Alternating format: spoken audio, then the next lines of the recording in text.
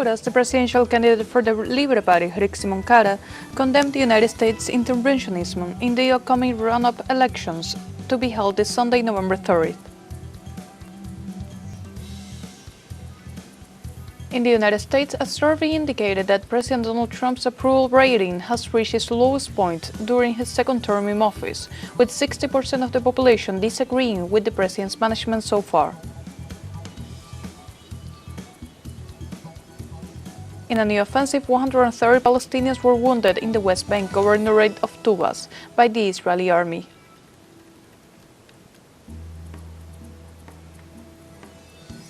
Hello, welcome to From the South. I'm Sophie Fernanda from the teleSUR studios in Havana, Cuba. We'll begin with the news. Stay with us.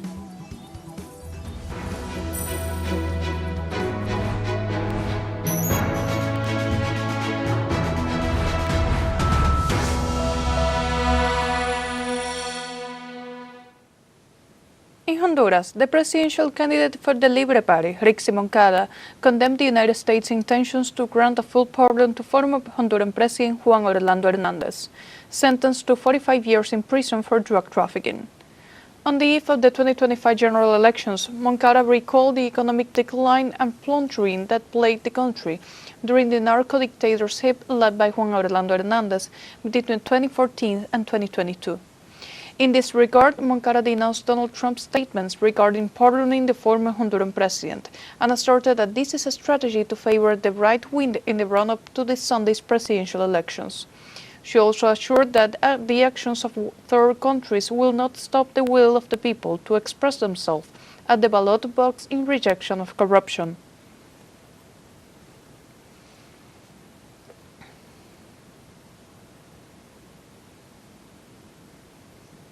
On November 30, 2025, over 6.5 million Honduran citizens will head to the polls in a high-stakes election that will determine the country's political trajectory for the years to come. Let's take a look at the presidential candidates. Rixi Moncada Godoy is the candidate for the Liberty and Refundation Party, Libre, and represents the continuity of the current government's progressive agenda. A lawyer, former judge, and a first woman to serve as Honduras Minister of National Defense, Moncada has held key roles. She was key to the post-2009 resistance against the U.S.-backed coup that ousted President Manuel Zelaya and later helped found the Libre Party. She was appointed defense minister by President Castro amid perceived threats to national sovereignty.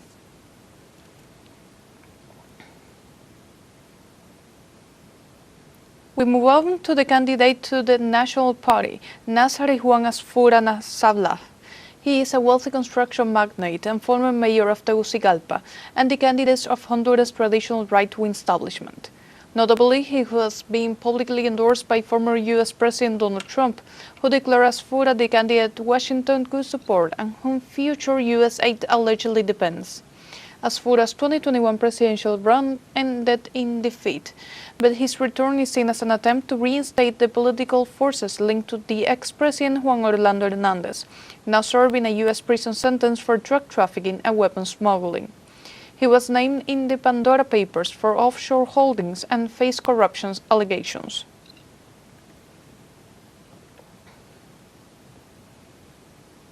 And finally, we have the candidate for the Liberal Party, Salvador Alejandro Nasrallah Salum. He is the former TV host and engineer and represents a more unpredictable variability. Originally running as an anti-establishment figure, Nasrallah joined Libre's 2021 ticket as the first presidential designate after dropping his own candidacy only later to break with Castro's government. U.S. President Donald Trump recently accused him of pretending to be anti-communist just to split Asfura's vote. His current campaign attempts to position him as a centrist alternative, though the shift in alliance have raised questions about his consistency.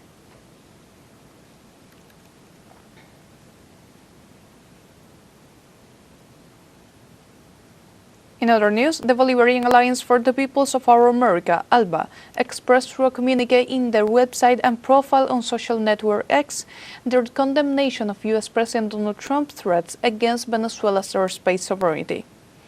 The statement says, This announcement, which deeply hostile, disproportionate, and incompatible with international law, constitutes an act of political aggression that reaffirms Washington's imperial behavior against the free peoples of Latin America. Alba also denounces that this threat is part of a geopolitical plan aimed at eroding the self-determination of Latin American and Caribbean states through military, economic, and diplomatic pressure. The organization also stated that attempting to exercise extraterritorial jurisdiction over Venezuelan territory, imposing instructions, or conditioning the integrity of its airspace is not only illegal but also constitutes an arrogant provocation against the entire region. It is a reaffirmation of an old pattern, the one of those who still believe they have the right to impose rules on our skies, our borders, and our destiny.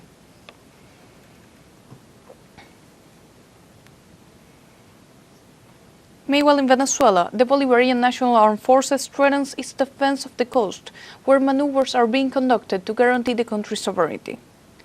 The objective is to carry out the coastal defense exercise within the framework of Operation Independence 200. In the state of Anzoátegui, the Integral Defense Operational Zone deployed air defense systems to protect the territory. Meanwhile, on the coast of Puerto Cabello, Carabobo State, the positions of the field artillery are reviewed, while in Miranda State, territorial defense plans were adjusted. The organized people's power and local authorities are actively participating in the work, reaffirming that the protection of the nation is a shared responsibility.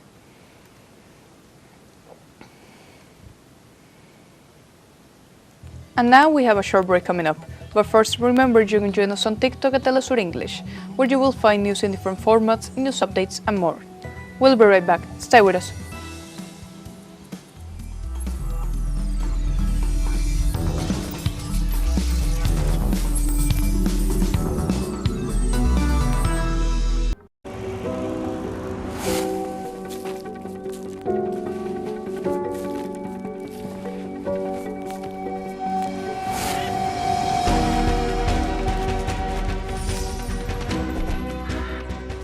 Welcome back to From the South. In Honduras, there's a small town that stands out for its rich craftsmanship. We're talking about the town of Valle de Ángeles, located on the outskirts of Tegucigalpa. Our special envoy Roberto Hugo Presa traveled there to show us this picturesque place. With a land area of 106 square kilometers, this picturesque place welcomes many domestic and foreign tourists, attracted by its architecture, pleasant climate, architectural richness, and varied handicrafts. Valle de Ángeles is known as the crafting cradle of the Francisco Morazán department. In 1960, the first craft center in Valle de Angeles, called El Cava, was established. Unfortunately, it no longer exists, but we still have the artisans who continue to do their craft. Its craftsmanship is what has made Valle de Angeles a tourist destination for people looking for exclusive pieces made of leather, wood, and clay. Now we have created a mix of attractions. Rolando displays in his shop a variety of jewelry and ornaments made from quartz, jade, and marble, among other minerals. The main thing we use for tourists is quartz. That is, we make quartz necklaces here.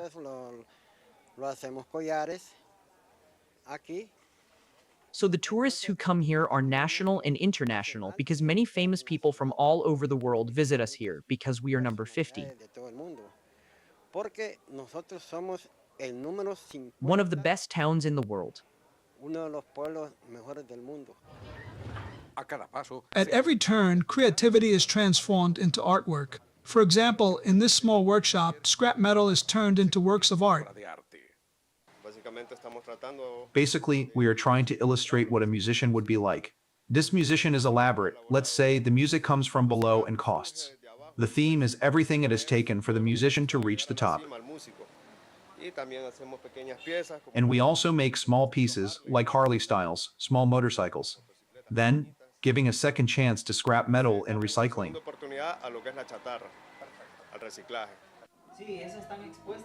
Culture and art also emerged from the heart of the people. Dennis Berrios paints from head to toe, and his works have crossed borders. His latest collection, exhibited in Rome and Mexico, portrays the suffering of migrants and is a silent cry of protest against the criminalization they endure. por la criminalización que sufren. The idea is to create a traveling exhibition to show it in different cities and states as a demonstration of support for migrants, sending the message that migration should be a right without limits or borders.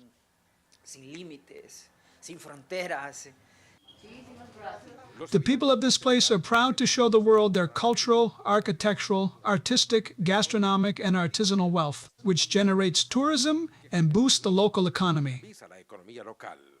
Val de Angeles is a very cultural town. We have several murals. It is a very picturesque town. In addition, we have different types of clothing, so I truly invite you to come. The authorities, residents, and artisans of this place say that this town has become a magnet for nationals and tourists who come to acquire this natural wealth transformed into handicrafts. Roberto Hugo Presa, teleSUR, Honduras. Moving on to the United States, President Donald Trump's approval rating has reached its lowest point in the 10 months of his second term.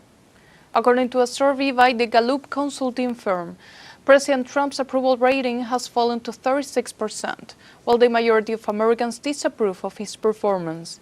The new rating is 1 point lower than that recorded last July, although the polling company noted that in the months since it has been between 40 and 41%.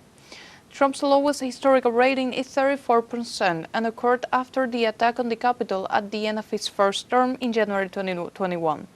The poll indicates that 60% of Americans disapprove of the way the president has handled the affairs of the presidency since January 2025.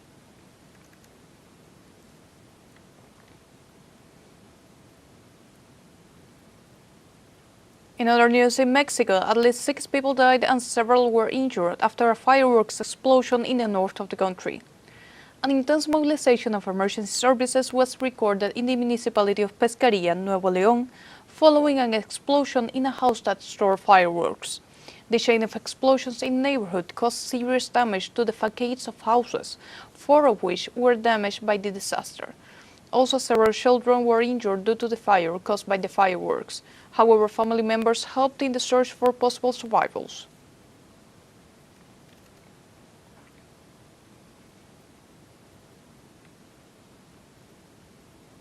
Meanwhile, in Peru, the armed forces were deployed to the border area with Chile after the unelected President José Jarrí declared a state of emergency in Tacna.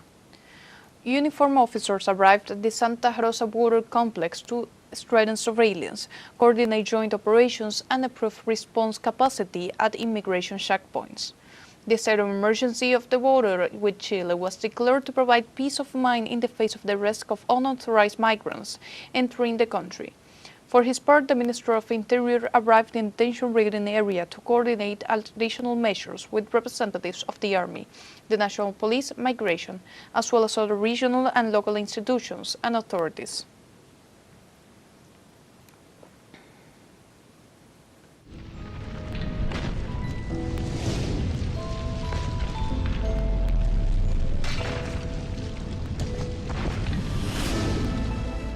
Colombian authorities declared an orange alert due to increased seismic activity at the Purace volcano. The National Unit for Disaster for Risk Management raised the alert level and began preparations after recording a significant increase in its activities. In turn, the agency warned that moderate to high levels of tremors could occur, along with increased steam plumes, frequent ash emissions, minor eruptions, and rock explosions. As a result, it instructed local authorities to implement territorial response strategies. Finally, they recommended the population not to approach the crater area due to the high risk of gases and ash.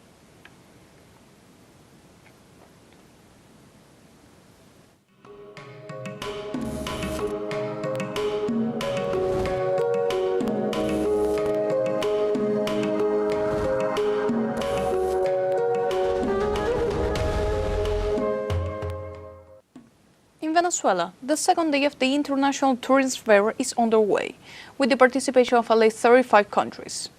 From Puerto Cabello, Carabobo State, the event features exhibitions that will facilitate commercial and tourist exchanges between countries. It also seeks to promote criolla farming as a fundamental part of Venezuelan traditions. The event is attended by institutions, companies, service providers, and agencies from various countries around the world, including China and South Africa.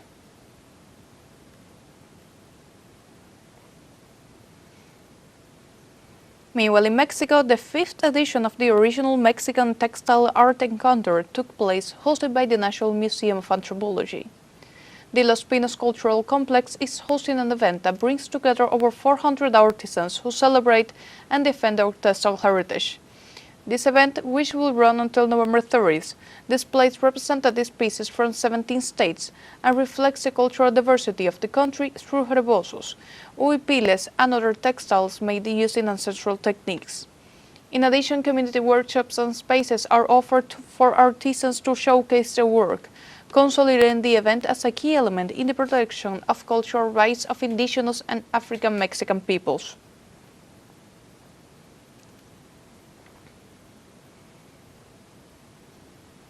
We have a second short break coming up. Before, we invite you to visit our Facebook page at teleSUR English. There you'll be able to watch our top stories, special live coverage, and much more. Follow our page and activate the notification button to stay up to date on the world's most recent events. Find a short break, but we'll be right back with more from the South. Don't go away.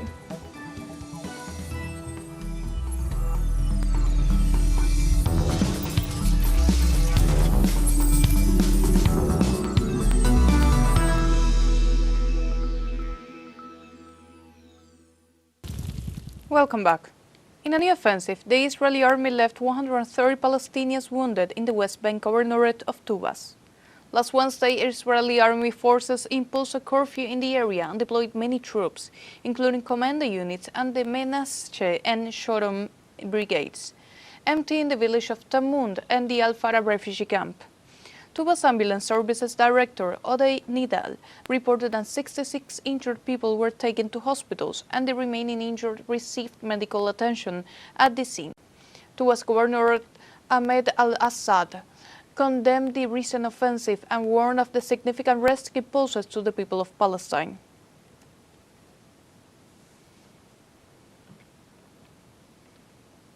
More than 22,000 sick and injured Palestinians are waiting to be evacuated from the Gaza Strip to receive medical treatment abroad. Health authorities specified that approximately 18,100 cases have already been approved, including children with cancer and other injuries. These cases were presented to staff with the World Health Organization with the aim of facilitating their transfer out of Gaza. These actions are being taken in response to the collapse of the healthcare system, caused by the destruction of hospitals and severe shortage of medical supplies.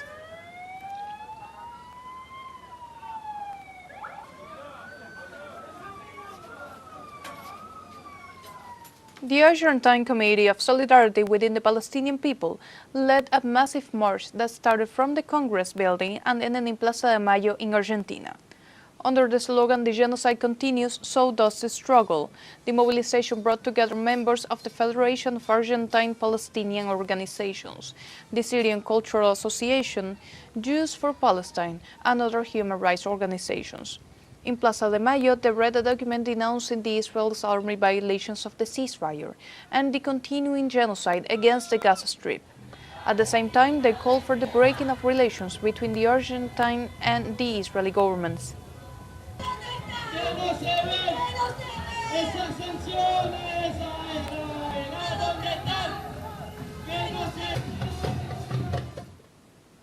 At the same time, hundreds of Uruguayans paid tribute in Montevideo to the Palestinian children killed in Gaza with an emotional vigil. There was broad social and political consensus on the common need to denounce the genocide that took place in Palestine, ranging from popular movements to institutional sectors.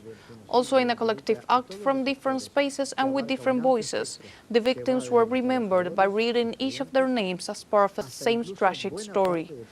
Finally, Uruguayan society once again expressed its solidarity with the peoples of Palestine in a new street mobilization. Los convocantes de la actividad consideran que los ciudadanos locales estaban pidiendo una oportunidad así. Parte de esta historia de destrucción y muerte. Moving on to Spain, relatives of the victims of the floods that killed over 230 people in October 2024 rallied in Madrid on Saturday. The association that called for the protest demanded that the central government take more responsibility. Protesters marched to Puerta del Sol in the center of the city, waving Valencia flags. The natural disaster was one of Europe's deadliest in living history. Torrential rains caused the floods that swept through the hard-hit suburbs of Valencia and elsewhere. In Valencia, 229 people lost their lives, while another 8 died in other parts of Spain. Relatives of the victims protesting on Saturday also demanded resignation from the national government.